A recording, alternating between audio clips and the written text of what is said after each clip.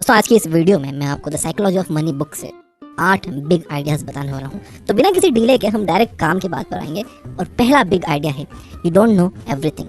हम हमारे एक्सपीरियंसेस के बेस पर कोई भी राय बनाते हैं। थोड़े से एक्सपीरियंस पर कई लोग ये मानने लग जाते हैं कि उन्हें इस दुनिया के बारे में सब कुछ पता है, लेकिन वो ये बात भूल जाते हैं कि दुनिया में 800 करोड़ लोग हैं और हर इंसान की अपनी अपनी अलग राय है और हर कोई अपनी दुनिया में सही भी है। एक चीज जो किसी को बिल्कुल सही लग रही हो सकता है कि किसी और को पागलपन लगे। The psychology of money book में ऑथर मॉर्गन होज़ल कहते हैं कि पैसों के लेकर आपका एक्सपीरियंस दुनिया में जो कुछ भी हुआ है उसका 0.00001% हो सकता है, लेकिन 80% एक्सपीरियंस आपका वो होता है जो आप सोचते हो कि दुनिया कैसे चलती है। यानी आसान शब्दों में कहें कि हम ज़्यादातर वही बातें मानते रहते हैं जो हमारे बिलीफ में बैठी हुई है। जैसे अगर किसी के अंकल को 20 साल पहले स्टॉक मार्केट में नुकसान हो गया था तो हम ये मान के बैठ जाते हैं कि स्टॉक मार्केट में सिर्फ नुकसान ही होता है। जैसे अगर किसी के मामा को रियल एस्टेट में नुकसान हो गया तो हम ये मान कर बैठ जाते हैं कि रियल एस्टेट में तो नुकसान ही होता है। किसी के भाई का बिजनेस डूब गया तो हम ये मान के बैठ जाते हैं कि बिजनेस तो बिल्कुल नहीं करना है।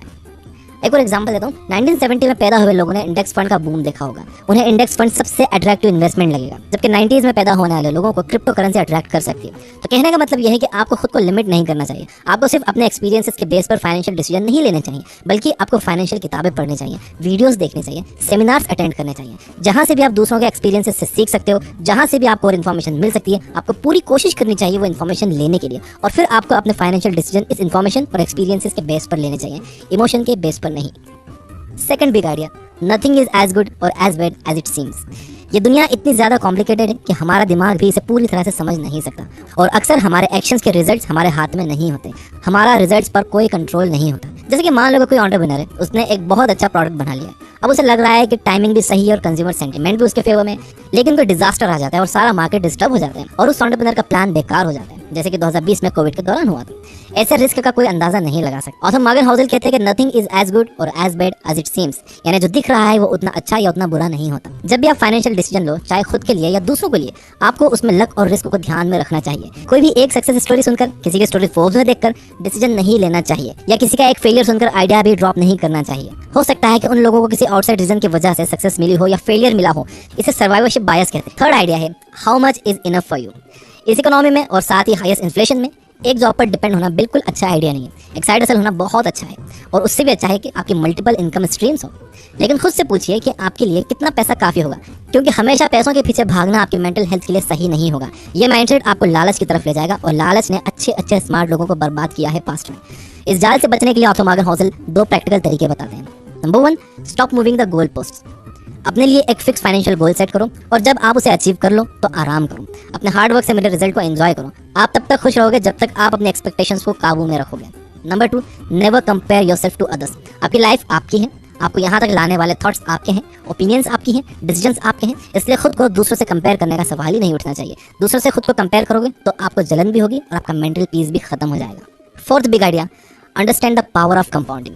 इस यूनिवर्स में एक प्रोसेस चलती है जिसके हिसाब से आपके एक कदम का रिजल्ट आपके अगले कदम की सीढ़ी की तरह होता है। जैसे कि उस बहते हुए पानी के बारे में सोचिए जो ओवर द टाइम पत्थरों का शेप बदल देता है। ऑथर मॉर्गन होज़ल कहते हैं कि दौलत बनाने के लिए भी सिमिलर पैटर्न फॉलो करना होता है। समझदारी से इन्वेस्ट करना तो जरूरी है, लेकिन बड़ी दौलत बनाना इस बात पर डिपेंड करता है कि आप कितने लंबे टाइम से इन्वेस्टेड हो। वॉरेन बफेट की वेल्थ $84 बिलियन है, जिसमें से $18 बिलियन उन्होंने 65 की उम्र के बाद कमाए हैं। चलिए जिम साइमंस और वॉरेन बफेट के अचीवमेंट को कंपेयर करते हैं। जिम साइमंस को दुनिया का ग्रेटेस्ट इन्वेस्टर कहा जाता है क्योंकि उन्होंने अपनी कैपिटल पर 66% का रिटर्न जनरेट किया है। दूसरी तरफ वॉरेन बफेट ने सिर्फ 22% का रिटर्न जनरेट किया है। ये नंबर देखकर लगता है कि साइमंस की वेल्थ वॉरेन बफेट से कहीं ज्यादा होगी, जबकि ऐसा नहीं है। वॉरेन बफेट जिम साइमंस से कहीं ज्यादा अमीर है। कैसे? आंसर है कंपाउंडिंग। जैसे साइमंस ने 50 साल की उम्र में इन्वेस्टिंग शुरू की, वहीं वॉरेन बफेट ने 10 साल की उम्र से इन्वेस्टिंग शुरू कर दी थी। छोटे छोटे एफर्ट्स कंसिस्टेंटली लंबे टाइम तक करने से एक्स्ट्रा ऑर्डिनरी रिजल्ट्स मिलते हैं। जेम्स क्लियर ने अपने बुक एटॉमिक हैबिट्स में इस बात को बहुत अच्छे से समझाया है। Fifth big idea, getting rich versus staying rich. Internet और सोशल मीडिया के बढ़ने से एक साइड हसल शुरू करना ज्यादा मुश्किल नहीं रहा है। आप स्टॉक्स में इन्वेस्ट कर सकते हो, क्रिप्टो में इन्वेस्ट कर सकते हो, क्विक प्रॉफिट्स बना सकते हो। ठीक ठाक कैपिटल नॉलेज और रिस्क लेने की हिम्मत से आप अमीर तो हो सकते हो, लेकिन अमीर बने रहना ये मुश्किल पार्ट है। आप किसी भी बड़े शहर में चले जाओ, रोड्स पर आपको अट्रैक्टिव एड्स दिख जाएंगे, बल्कि आपके फोन में ही pre approved credit card, low cost loan, loyalty points, gift coupon जैसी कस्टमर्स को ललचाने वाली चीजें आपको मिल जाएंगी।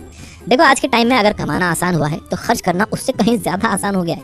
और तो कहते हैं कि अपनी दौलत बचाने का तरीका है आप बहुत सोच समझ कर खर्च करो। आपको ये मानकर कभी नहीं चलना चाहिए कि कल जो आपको सक्सेस मिली थी वो आने वाले कल में भी मिलेगी। ज्यादा सेटिस्फाइड नहीं होना है। आपको अपना हर फाइनेंशियल डिसीजन उसी सोच समझ के साथ लेना है, उतनी ही रिसर्च करके लेना है जितना आपने पहला फाइनेंशियल डिसीजन लेते टाइम सोचा था। अगर आप ये वीडियो देख रहे हो तो मैं ये मान सकता हूँ कि आप भी मेरी तरह एक आम इंसान हो जो पूरी कोशिश कर रहा है बेटर फाइनेंशियल डिसीजन लेने की।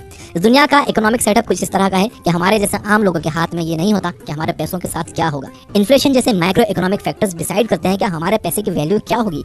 लेकिन एक चीज जो हम लोग कंट्रोल कर सकते हैं वो है खर्चा। पैसे बचाना एक कला है और पैसा बचता है किफायतशारी। और यहाँ कंफ्यूज नहीं होना है, किफायतशारी और कंजूसी में बहुत फर्क है। अगर मैं आसान शब्दों में इन दोनों के बीच का फर्क बताऊं तो वो ये है, किफायतशारी का मतलब है पैसा वेस्ट करने की इच्छा का ना होना, और कंजूसी का मतलब है कि सिरे से पैसा खर्च करने की ही इच्छा ना होना। अब इसके लिए आपको अपने नीड्स और वांट्स में फर्क समझना बहुत जरूरी है। एक नीड वो है जो जिंदगी जीने के लिए जरूरी है, जो आपके काम के लिए जरूरी है, और वांट वो है कि किसी भी चीज से आप अट्रैक्ट हो रहे हो कि यार ये चाहिए मुझे, ये चीज़ कितनी कूल है, जबकि आपको पता है कि आपको उस चीज़ की ज़रूरत नहीं है। तो नीड और वांट में अगर आप फर्क करना सीख गए तो कोई भी चीज़ खरीदने से पहले आपने अगर उसे नीड और वांट के तराजू पर तोल लिया तो आप पैसे बचा लोगे। Big idea number 6, law of large numbers. Law of large numbers एक एक्सपेरिमेंट को कई बार रिपीट करने से मिले रिजल्ट्स को प्रेडिक्ट करता है। यानी अगर आप एक एक्सपेरिमेंट बार बार करोगे तो आपके सक्सेसफुल होने के चांसेस भी बढ़ जाएंगे। एज एन एंटरप्रेन्योर आप अपने काम में भी law of large numbers apply कर सकते हो। 10x बड़ा सोचो, 10x ज्यादा मेहनत करो। मैसिव एक्शन ही आपको मैसिव रिवॉर्ड्स दिलाते हैं। अगर आपके गोल्स 10 गुना बड़े हुए और आप उन्हें पूरी तरह से अचीव भी नहीं कर पाए तो भी आप जीत जाओगे। ये बात कही है ग्रांट कार्डोन ने अपनी बुक द 10x रूल्स में। Law of large numbers investment में डाइवर्सिफिकेशन के साथ भी परफेक्टली काम करता है। अगर आपका लार्ज पोर्टफोलियो है तो आप किसी एक स्टॉक पर डिपेंड नहीं रहोगे, उसमें भी आपके जीतने के चांसेस बढ़ जाएंगे, बशर्ते कि आपके पोर्टफोलियो में ठीक ठाक नंबर्स में कंपनियां अच्छा परफॉर्म कर रही हैं। ऑथर कहते हैं कि आप हाफ ऑफ द टाइम गलत हो सकते हो फिर भी अच्छा रिटर्न बना सकते हो। यही बात मेरे साथ इन्वेस्टमेंट में सच हुई है। मेरे स्टॉक पोर्टफोलियो में 14 स्टॉक्स हैं जिनमें से 7 लॉस में चल रहे हैं, और जो बाकी के 7 हैं जो प्रॉफिट में चल रहे हैं उन्होंने मेरे ओवरऑल इन्वेस्टमेंट का, मेरे ओवरऑल कैपिटल का 40% रिटर्न दिया है। एंड 40% रिटर्न बहुत बड़ी चीज़ है। तो आपको पैसा कमाने के लिए परफेक्ट होने की जरूरत नहीं है। आधा टाइम आप गलत होकर भी अच्छा पैसा कमा सकते हो। Big idea number 7, be time rich. आपको क्या लगता है ज्यादा पैसा कमाने का अल्टीमेट बेनिफिट क्या है? क्या ये फेम है या कुछ भी खरीद सकने की पावर है? और तो मॉर्गन हाउसेल कहते हैं कि पैसे का ग्रेटेस्ट डिविडेंड है आपका अपने टाइम पर कंट्रोल होना। कई स्टडीज ने यह बात साबित की है कि जो लोग खुद को खुश मानते हैं उनके पास टाइम की फ्रीडम होती है। वो लोग अपनी मर्जी से कहीं भी आ जा सकते हैं, कोई भी काम कर सकते हैं। वो किसी एक चीज से बंधे हुए नहीं होते कि यहाँ रोज 8 घंटे देना ही है। एंड इसलिए पैसा जरूरी है। पैसा होने का मतलब है कि आपके पास लाइफ में ऑप्शंस होंगे। इसका मतलब है कि आपको एक टॉक्सिक वर्क प्लेस में जबरदस्ती बैठना नहीं पड़ेगा। इसका मतलब है कि जब आप अच्छा फील नहीं कर रहे तब भी आपको खुद को काम पर जाने के लिए फोर्स नहीं करना पड़ेगा।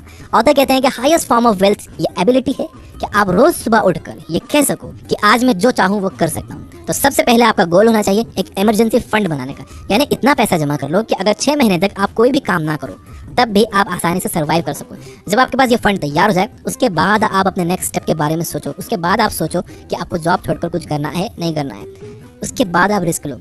पहले इमरजेंसी फंड बनाना बहुत जरूरी है। अल्टीमेटली आपका गोल आपके अर्निंग को अपनी लाइफ के साथ जोड़ने का होना चाहिए। यानी एक ऐसी लाइफ जिसमें आपका अपने टाइम पर कंट्रोल हो। यानी आपका गोल होना चाहिए इस तरह से पैसा कमाने का कि जिसमें आपका अपने टाइम पर कंट्रोल हो। यानी आपको अपने काम में पूरे टाइम नहीं लगा रहना पड़े, आपको काम करने रोज नहीं जाना पड़े। याद रखिए कि सिर्फ बेशुमार पैसा कमाना काफी नहीं है, आपके पास उसके रिटर्न्स एंजॉय करने के लिए टाइम भी होना चाहिए। Big idea number 8, luxury is normal.